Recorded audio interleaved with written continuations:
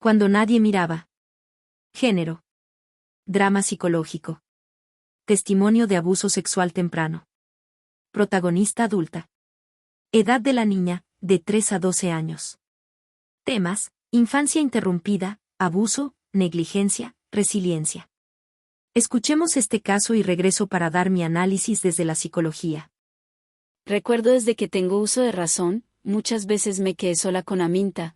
Ella ya tenía más de 20 años, mientras la señora Carlina se iba al pueblo. En esas ocasiones, Aminta realizaba actos íntimos conmigo, me besaba el cuerpo y yo, por mi edad, creía que eran normales, sentía que esa era la forma de expresar cariño. Esa conducta fue repetitiva por años. Otro día, estando Ramiro, hermano de Aminta, en la casa, entré a su cuarto porque me habían enviado a pedirle unos fósforos. Él estaba acostado y, aunque no estoy segura de qué hacía, asocié su presencia con las experiencias que ya había tenido antes con Aminta. Yo tomé su mano y la puse sobre mis partes íntimas. Él me acarició un poco pero luego reaccionó asustado y me pidió que saliera. Para mí, en ese momento, aquello parecía algo común. Mi hermano, el segundo en la fila de 5 hermanos, también fue parte de momentos difíciles. Cuando volví a vivir en la finca, tendría unos 7 años. Él estaba acostumbrado a ver a mi mamá tener relaciones con hombres.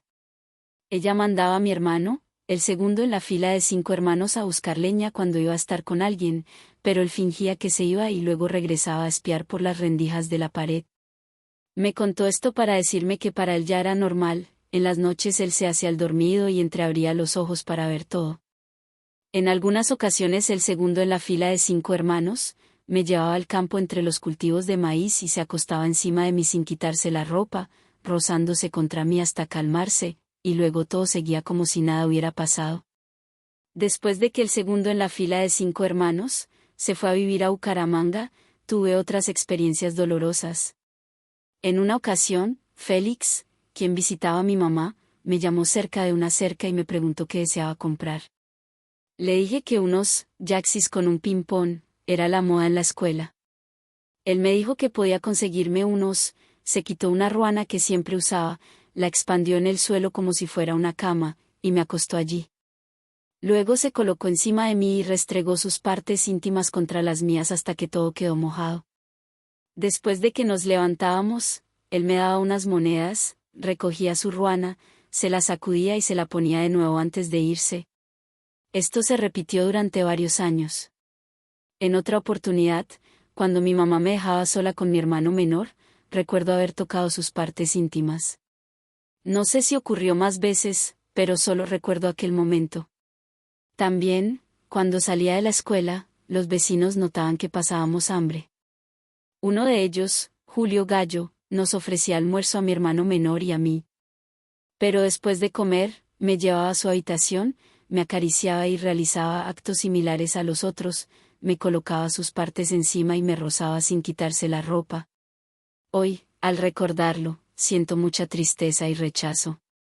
Más adelante, mi mamá se volvió a casar. Un día, mi padrastro se ofreció a ayudarme a secarme después de bañarme para ir a la escuela. Cuando terminó, me dio un beso en la frente. Con el tiempo, esa situación cambió. Una mañana, mientras mi mamá y la suegra preparaban el desayuno, Zenén, que así se llamaba el esposo, se metía en mi cama para acariciarme. Esto se repitió varias veces en la casa de la suegra. Un día, mientras yo caminaba hacia nuestra finca, me encontré con Félix, quien me llevó cerca del río. Como siempre, ampliando su ruana en el piso, me acostó sobre ella y empezó a quitarme la ropa interior. Ese día, por alguna razón, no me había limpiado bien, ya saben de qué, y olía mal. Al notarlo, se molestó y me dijo que me fuera, que ni siquiera sabía limpiarme. Con respecto a Zenén, recuerdo que un día, cuando tendría unos 10 años, estábamos en nuestra finca. Mi mamá estaba trabajando en un cultivo de arvejas y yo estaba sola en la casa. Él llegó y, de forma inusual, me propuso acostarnos bajo la cobija. Después de besarme, me preguntó si sería capaz de desnudarme para él. Yo me puse muy avergonzada y le dije que no.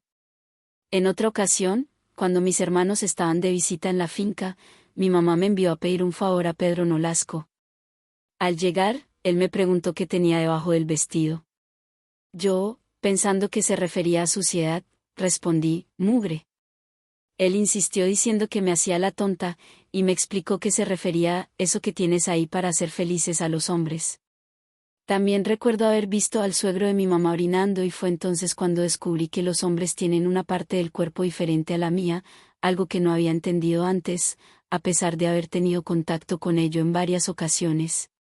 Mi mamá, en vacaciones, me dejó a vivir con una pareja que decían ser tíos, Octavio y Emma.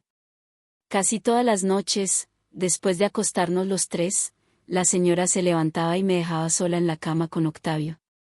Casi siempre me acariciaba, pero una noche él comenzó a tocar mis partes íntimas y me dijo que pronto estaría lista para ciertas cosas, mientras tanto introducía un tubo delgado en mis partes íntimas, ya que sus dedos aún no cabían. Una vez, después de la primera comunión, alguien me dijo que si ese Senen, mi padrastro, volvía a tocarme, debía defenderme con lo que tuviera a la mano. Y cuando sus manos volvieron a buscarme bajo el naranjo, le golpeé la cabeza con la vara. Se fue al monte, y yo, aterrada por los golpes y gritos que vendrían cuando llegara mi madre, fui a buscarlo y le pedí perdón. Él volvió, pero me pidió guardar silencio. En Bucaramanga, una vez me bañé con una niña que era hija de una patrona. Nos mostramos nuestros cuerpos y aunque no hubo contacto físico, fue una experiencia nueva y curiosa. Finalmente, recuerdo un momento distinto, un día salvé a un pajarito herido y lo llevé a la escuela. La profesora me pidió que lo dejara libre para que pudiera volar. Hoy me gustaría ser ese pajarito y volar olvidando tantos abusos.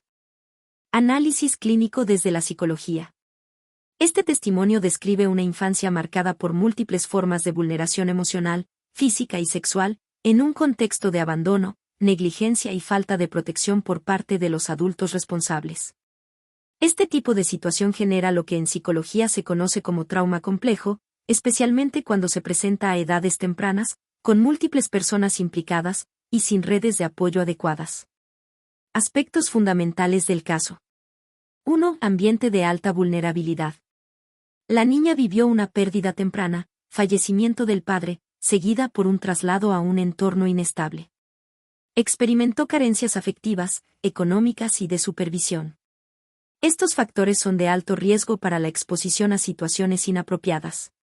2. Exposición a conductas inadecuadas por parte de adultos. Se describe un patrón repetido en el que personas adultas y mayores ejercen conductas impropias hacia la niña, en distintos escenarios y por varios años. Muchas de estas situaciones ocurrieron con personas que debían garantizar su cuidado y protección. La repetición constante de este tipo de situaciones puede llevar a una distorsión de lo que la niña entiende como afecto, cuidado o cercanía. 3. Reacción adaptativa de la niña. La narradora no tenía las herramientas para comprender que lo que vivía era inadecuado o dañino. En contextos de trauma temprano, es común que los menores interpreten lo vivido como parte de la normalidad, lo que puede llevar a confusión entre afecto y abuso. Reproducción de conductas sin conciencia del daño. Emociones contradictorias como vergüenza, culpa, asco o desconexión emocional. 4. Consecuencias a largo plazo. Este tipo de experiencias puede derivar en dificultades emocionales y de relación en la adolescencia y adultez, como alteraciones en la autoestima y la percepción del cuerpo. Dificultades para establecer límites personales y afectivos. Trastornos de ansiedad, depresión o disociación. Posible aparición de síntomas de estrés postraumático complejo. Recomendaciones clínicas. Cuando una persona ha vivido este tipo de experiencias en su infancia, y empieza a recordarlas o hablar de ellas en la adultez, es importante validar lo vivido, nada de lo ocurrido fue su responsabilidad. Buscar acompañamiento especializado, psicoterapia centrada en trauma, idealmente con profesionales que trabajen enfoques como EMDR, terapia sensoriomotriz, o modelos de apego. Trabajar en la reconexión con el cuerpo y las emociones, la terapia puede ayudar a resignificar las vivencias y reconstruir la relación con ella misma. Fomentar la construcción de vínculos seguros, parte esencial de la recuperación es aprender a confiar nuevamente en relaciones sanas y respetuosas. Reflexión final. Esta historia refleja la experiencia de una niña que, en un entorno adverso, sobrevivió como pudo, enfrentando una realidad muy difícil de comprender y procesar a esa edad. Hoy, poder contar o explorar estas memorias es un acto de valentía y puede marcar el inicio de una etapa de sanación. Si quieres comprender tu propia historia, estoy aquí para ayudarte a orientar en el proceso de apoyo o recuperación con respeto, cuidado y profesionalismo.